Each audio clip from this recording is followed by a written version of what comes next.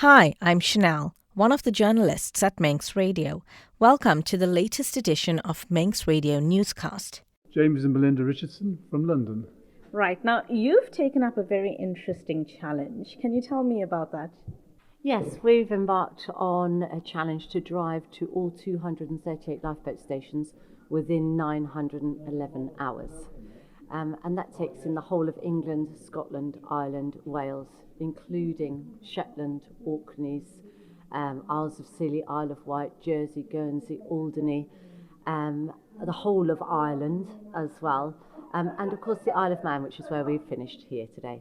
Well, importantly the Isle of Man, because that's where it all started 200 years ago. It's William Hillary lived here, and perfect place to end our final challenge. I know, Belinda, you said earlier it's been 5 years in the planning?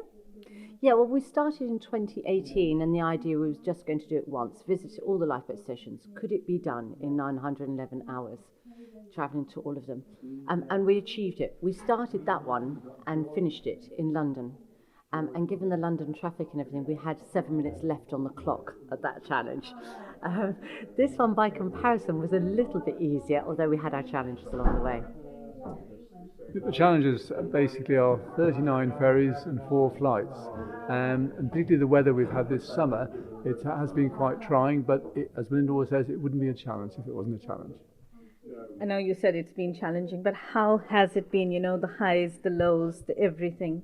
Yes, I think that whilst you're on the challenge, you're just focused, getting to the next station, making sure that you're on time as much as possible. But things do crop up in the way, weather, for example. Fog has been quite a problem for us this year, particularly with the ferries. But we're probably spending on average about 13, 14 hours a day in the car driving. So from when we get up in the morning, 6:30, breakfast gone. Sometimes we don't even make breakfast because it's too early for our B&Bs to organise that.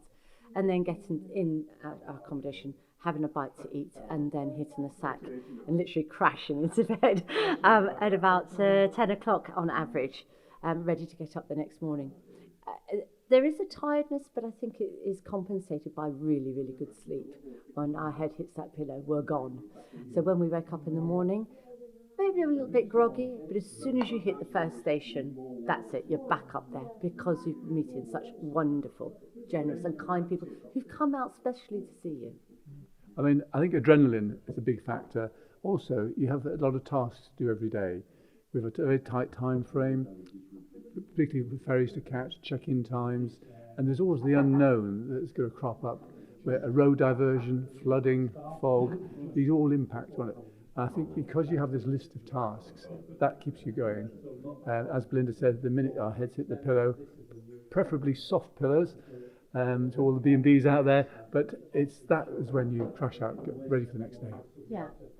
We also have silly challenges, like, for example, we have 3 sets of clothing to wear. So we have 3 of our T-shirts. Some people think we wear these for 42 days. 1 T-shirt. No, we have 3 of them. And we work on a wash one, wear one, dry one basis. So we have a rotation. But sometimes when they get washed the night before, they're not dry enough. So James is pretty adept at getting the hairdryer in the room and drying off our T-shirts or our undies if necessary, so that they're dry enough to wear. What's driven the passion behind the RNLI for you guys? The people, without a doubt. They have fantastic stations, fantastic boats, amazing locations, but it's the people, and it's the people that they go and save. It could be you or I or someone that we know, a relative, a friend, but one loss of life or one life saved impacts on so many other people. You only have to think about the number of people that you know, your family, your friends, your acquaintances, your work colleagues, how much your loss of life would impact on all of them. So when they save that one person's life, in actual fact, they're saving probably 50 or more. I think there's a special person who's in the RNLI. It's an amazing organisation, but 95% are volunteers. And to commit what they do, and also I think the unsung heroes are their families and loved ones who allow them to do what they do. It's very special. They're very humbling people. They don't brag about what they're doing. I only met yesterday somebody who just recently got a medal, and it instantly was thanking the rest of the team. He was the helm, but not what I got. It's what we as a team did, and that's the most impressive thing. It's the best team in the world, and it's a privilege to have actually met them and know them. Yeah. So if you want something to do, go to a lifeboat station. They're amazing. I'm almost done. Going around with the car, lots of people would probably see you as you're driving around, going on the ferry, things like that. Have you been able to raise more awareness of the RNLI, or are people well clued up about it? I like to think that we've raised awareness about the RNLI. When we drive along, particularly in nicer weather, we have the hood down, and you can hear everything that's around you: traffic, noise, and people. And the number of people we hear, they've read what it says on the side of the car on the front. They go, "Oh, RNLI." So they are registering what the car is doing, or there's something to do with the RNLI. Well, yes, we like to think that we're raising awareness as much as possible for this amazing organisation. And doing this interview, for example, and thank you, Manx Radio, for doing this, just highlighting what they are about. We live in London, central London, and there are 4 lifeboat stations in central London that all came about because of the Marchioness disaster, where 57 people lost their lives in the Thames on a party boat. The RNLI saw that there was a gap because there was no one there to rescue them, so they set up 4 stations. Collectively, it's the busiest stretch of the water in the whole of the network as a result. There are an awful lot of mental health issues around the country, and these lifeboat crews get involved in that. They will go sometimes to rescue people, thankfully, that maybe do make it, but also to recover people for their families. And that has a big impact on the crews as well. And they are volunteers, and some of them very young, but they're actually having to go and find and search for someone's loved one. Going back to the original question, Splash is actual mobile billboard car, because a poster site effectively on wheels.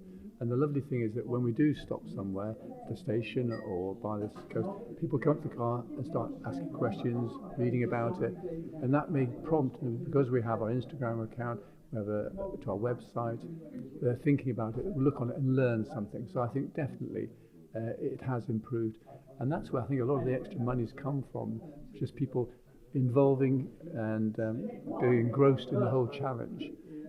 It's partly Splash, it's an orange car, can't miss it, but then they start to read the detail and they learn something.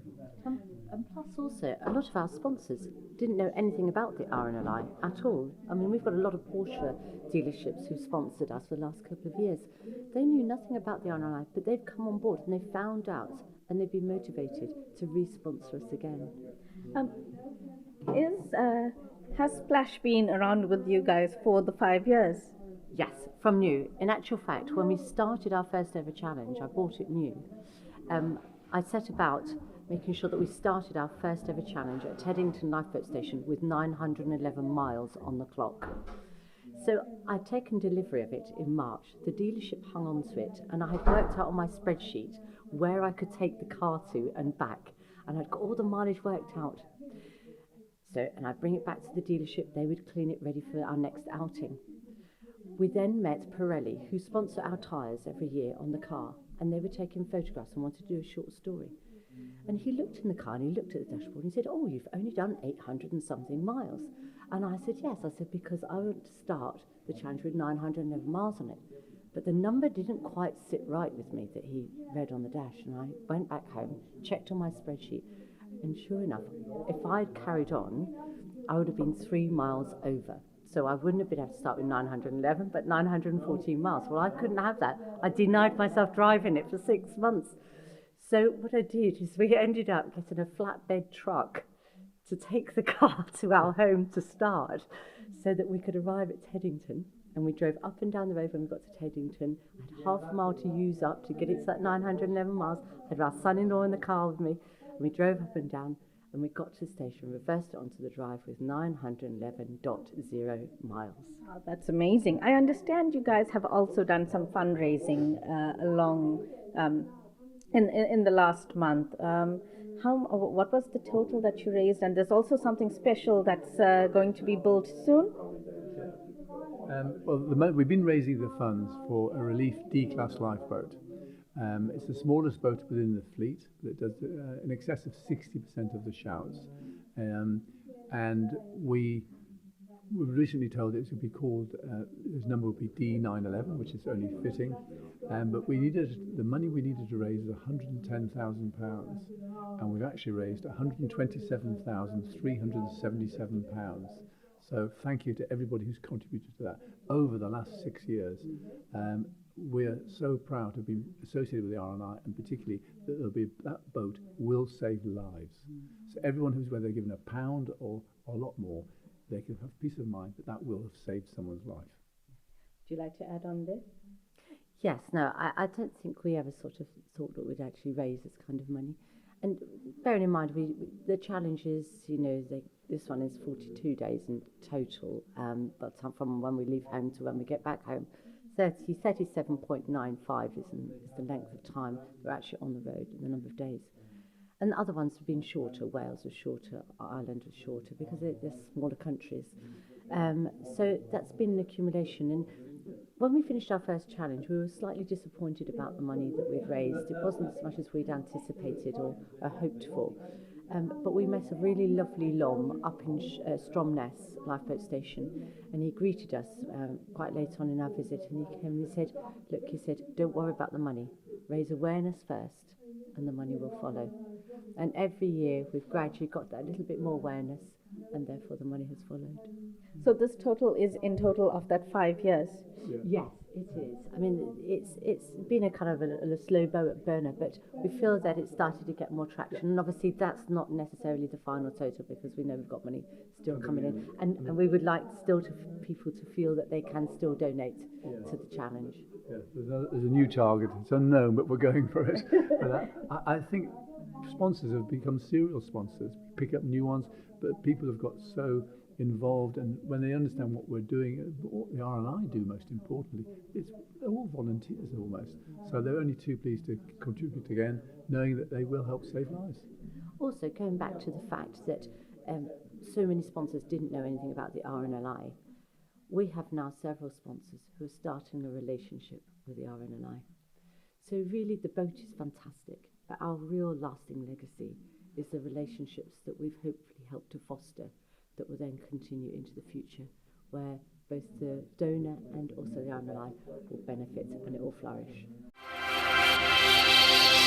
Thank you for making it to the end of the Manx Radio Newscast. You are obviously someone with exquisite taste. May I politely suggest you might want to subscribe to this and a wide range of Manx Radio podcasts at your favourite podcast provider, so our best bits will magically appear on your smartphone.